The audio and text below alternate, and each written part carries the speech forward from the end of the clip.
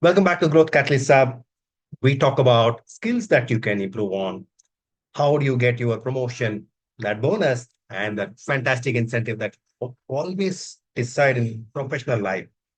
We also talk about the king of all skills, communication skills, how you can articulate so well that people know exactly what you are saying and what you mean. So we look at all of these skill improvements and getting better in our professional life. That's what we do in our channel. And welcome back to this episode where we are going to talk about negotiation skills. It could be a business deal, it could be you are negotiating your salary, it could be as simple as you are going out with friends and you want to discuss what to eat in a restaurant. It could be any of the situations. All of these situations are negotiation situations. Negotiations, they're everywhere. And more often than not, all of us have felt that "Oh, I could have done better. What did I do? I should have dealt it better. I should have used the right words. I should have negotiated better. Many times we come out of that deals, that negotiation table, feeling slightly squeezy that we have not done a great job. So I'm going to teach you negotiation and how negotiation works, what are the negotiating skills, and what are the real world, really working negotiating skills which are out there, and the four phases of negotiating so that you are a master negotiator by the end of this video. Let's jump right in.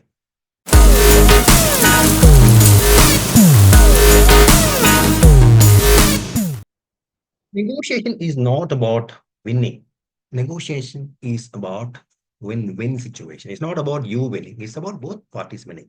It's about finding that common ground which is available through persuasive words, through understanding other party's point of view, keeping your requirement in mind, so that both of you can walk out of the table that both of you have won it. That's the most important point in the negotiation. If you feel that you are one and the other party is grieving, probably something is wrong in the deal. That's not how deals should be structured. Deals should be structured in a win-win situation. That is the only way to sustain the deals. Otherwise, it becomes a slave agreement. So it is very important to find the common ground. And how do you go about finding the common ground? When you have great negotiation skills, it helps you to find the common ground, find the win-win deal, which both parties feel good about, and you are able to build better professional relationships with the people that you are negotiating day in, day out. It may be a simple department to department negotiation of when to start the project, how long you should take to finish the project so that they can start their project after you have given the inputs and so on and so forth. All of these become negotiations, and it's important to use the right negotiating tactics so that people walk out happily at the end of that negotiation. So let's try jump in and see what the four phases of negotiation are and what the skills are all about. There are four phases in any kind of negotiation. The first phase is where you prepare. Preparation is the first phase. What do you do in that phase? You understand what is it that you want. You are going to negotiate. What is it that you want from that table? What is it that you want to achieve when you walk out of that table? It's very important for you to be very clear about it. What do you want to definitely achieve? What is it that you are willing to give as common ground? And you also need to know what is the objective of the other parties. Let's take a very simple example which happens in corporate life day in and day out. You are, let's say you are R&D team and the marketing team wants a product. Now, the marketing team is going to give you specs and they're going to ask you to develop product as soon as possible because you are the person who develops it. You are R&D. And what is it that you want to do? You want to have the right ingredients. You want to do it at the right price. You want to do it at the right cost. You want to do it in the right time. You know some timelines. You know the cost that it would take. And you have the specs in mind in terms of what they may be asking for. But it's not enough if you are prepared. You are prepared for your side. You should also know what their side is. You should have decent understanding of what they might be asking for. Typically, what they would ask for, they would ask for a product tomorrow. And that's what they want. They're already losing time. The competition has already launched. And therefore, they are looking at how to counter that competition. And very possible that they're going to ask for typical R&D timelines could be 6 months. They're going to ask for in 3 months, I want this product. De do yaar. That's what they're going to ask for. So you have some inclination of what is going to come, and therefore, basis that understanding, you are also preparing. Is 3 months realistically possible? Is it even realistic, feasible? Can you give a good quality product in 3 months? Maybe not. You need to take that 6 months because the entire foundation of R&D and whatever department that you are running, for example, is built on checking everything, ensuring everything so that when it hits the market, there are no returns. When it hits the market, it's a great quality product. So you see that it is going to take 6 months, but maybe you can do it in 5 months instead of 6 months. This is a preparation stage where you take stock of what is it that you want out of the table. You don't want to agree to a 3 months. And what is it that you are willing to give? Maybe you can agree for a 5 months. And what is it that they want? They definitely may be pushing for a 3 or at least 4 months. So when you do this preparation, what is it that you are willing to get out of the table? What is it that you are willing to concede as common ground?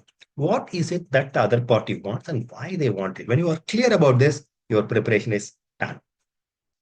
In phase is obviously discussion. You sit, both parties sit together on the table and discuss. You actively listen to their point of view. You also share your point of view, but before you start sharing your point of view comes the phase of listening to other party, listening to other point of view so that your point of view can be clarified better. When you listen to them, when you are looking at their demand, their issue, their concern, their challenges, you pick build a picture of what is it that is required by the party. What is it that they're asking for? Why are they asking for this? You are clear about the demand being placed on you. When you are clear about it and you build on your arguments, basis those points, after you have actively listened to it, it becomes a better discussion, better point of view that is coming from your side. And the other party will also be inclined to look at it, listen to it in a better fashion. So the secret, active listening. Stage number three is where bargaining happens. You say what your terms are, the other party says what their terms are. You justify your terms, the other party justify their terms. In this R&D marketing example, you say that, guys, it takes this kind of time to roll out a product, and they will say that no, insane, because the competition is already having a head start, and I need to go in, otherwise, we are going to be killed in the market. All of those arguments are going to follow, and that is where you need to be clear on and practically what is it that you should consider as common ground and why you should do that versus where you should not give any common ground because it is not going to be of interest to you. It is not going to be of interest to both the parties in the long term. If you're not comfortable, if you're not very sure about giving a quality product before 5 months, it will be suicidal to agree for a 3 months. Yeah, I will deliver it. If you commit it and if you can't deliver, your reputation is at stake. So you need to be very, very sure of where you can extend, which common ground you can swap, and what value you can add. For example, you can say that, guys, I know we are running behind the schedule. I know we are running behind the competition, but you know what? I have an idea, and if you can give me that 6 months, I can give much better value compared to competition. Now that will make marketing stand and sit up and listen to you. So you need to think of what additional value that you can offer so that you have that bargaining. Suppose you are talking to a customer and the customer is adamant on a particular price. You can say that, you know what? Instead of I giving a concession on the price that you want, go with that price. Let me let's go with the price that I quoted. But you know what? I will add this offer, this additional value, these four different things will be rolled into it, and you can enjoy this. That will make the consumer see it in a different light. So you need to think of what additional values you can offer, what additional things that you can talk about, what is it that will be of interest to them without conceding that what is of value to you.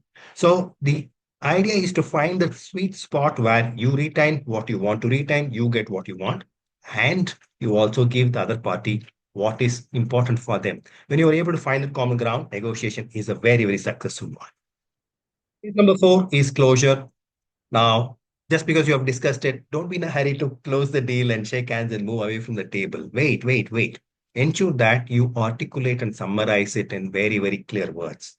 You say that, okay, guys, for my own clarity and your own clarity, this is what I think we have just talked about. Let me summarize. Point number one, point number two, point number three. What is the deal all about? What is the structure of the deal? What are the payments involved? What is it that you will do? What is it that they will do? What are your commitments, your timelines? What are their commitments, their timeline? What are the cost involved from your side?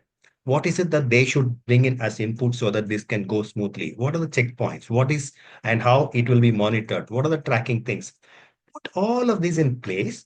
Who's a spark? How you will talk to each other? All of this should become part of the deal, part very, very clearly spoken about. And all of this, after this is summarized, you should, after shaking hands, you should go and put it on mail, put it on structure, put it on agreement so that both parties are on the same page. Only then the deal is actually closed. So talk about as a summary of whatever you have agreed upon, whatever they have agreed upon, so that the entire deal is clear to both the parties. Shake hands, go back, put it on mail, put it on agreement, share it so that you actually close the deal, close the negotiation fully. What are some of the out of the world superstar negotiation strategies that you can implement? Number one, you should ask them what is important to them.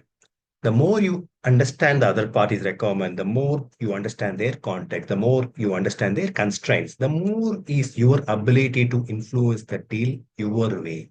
You can solve their problems, and in solving their problems is the opportunity for you to in solving customers' problem is the marketing opportunity. The bigger the problem, the bigger the opportunity. But you need to understand how big the problem is. You need to understand what their constraints are. You need to understand what their challenges are. And when you understand the context, you are able to structure the deal so that both of you feel complete win-win. Number two is collaborative problem solving. When you are sitting on the table and look at it, you may not be able to solve for everything yourself. You need to invite them to solve it. Guys, this is what I think I can do, but what is it that we can do together to move forward? When you ask that question, people will stop, pause, and think as to what is it that they can bring to the table? What is it that they can contribute so that the solution moves forward? Three, flexibility. Don't be very rigid on this is how I have to do it. This is how I have always done this. This is how I will do it. When you are very rigid, it is very clear to everyone that you are being rigid, maybe for the sake of it, and you are not willing to be flexible. And that creates a very bad air in this whole situation. People feel bad about it. But when you are flexible, saying that, okay, these are the things that I normally do, these are the protocols, these are the SOPs. But you know what? Maybe we can be a little flexible here. But when I'm flexible here, these are the pros and cons of being flexible in this point, pros and cons of being flexible in this point. I think given the situation, given the context, instead of doing this, which is how we have normally always done this, I can do in this manner, which is favorable to you. And I want to be flexible, but buddy, tell me, what is it that you can do here? When you show and demonstrate flexibility and take that first step and show that you are being flexible so that you can move the solution forward, the other party will also be compelled to be flexible in terms of their demands and they will take one step forward so that you can meet somewhere in the middle. So, what are the examples of real world situations where these can be applied? Simple situation is where you negotiate your salary, new employer, you are looking for a new job, and the employer is asking, about a number, ballpark. And a lot of times, instead of quoting a number as a ballpark, it might be very, very instructive to say that, you know what, you have been in this industry for a long time. I'm a new applicant for you. So why don't you tell me what the industry average number is? And given my skills, given what I can bring to the table, and we have been talking about it for a long time now, you have interviewed me and several people from your side have interviewed me, and I'm sure I'm a suitable candidate. Given my skills and given what I can bring to the table, why don't you offer what the number that you have in mind? When you have that number, when you know what they're thinking about, you get an unfair advantage of dealing on top of that number. And you get that disclosed by using these kind of strategies to get it disclosed. Number two is in the real world is a discussion of a business deal. Suppose you are discussing a business deal with a customer and the customer is very obstinate on the price and they don't want to give that price that you are demanding and they want to cut it by 20%. You might want to check out saying that I know you want this price, but you know what? If you agree to my price, I can add this additional service to you at absolutely no cost. I can add this and I can do this review at more frequently compared to, once in 6 months kind of review that we have agreed upon. We can do a look at the situation every 3 months. We can add this every 3 months. And this sweetens the deal because you get so much more as value if you agree to my price. Because this is the challenge that I face from my organization in terms of the price I can offer you. But while I offer this price, I can add phenomenal value if you agree to my price.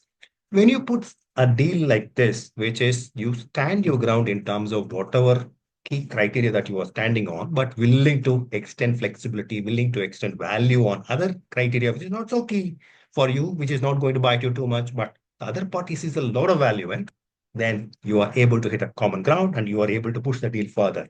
That's a simple example from day-to-day business deals which keep happening everywhere.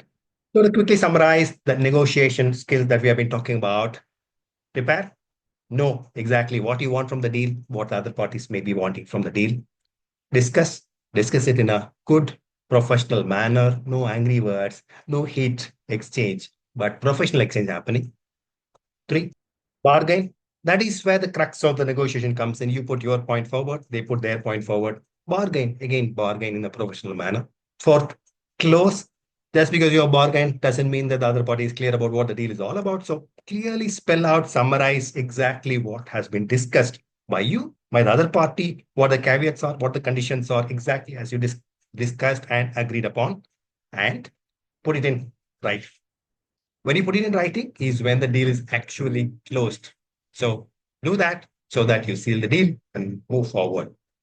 All of this I have given as exercises. You can find the download link in the description in the YouTube. This is also a specific soft skill workshop teaching that I have in my 13 specific soft skills that you must know. You can see the link of that course in the description again. If you're interested, you can enroll into the course. That's a 1 hour course which details out this entire 12, 15-minute video into a 1 hour with lots and lots of exercises which you can benefit from and lots and lots of examples that you can understand from. And if you're interested, go for it. But download these exercises, which is already there completely free, and benefit from it. See you in our next episode.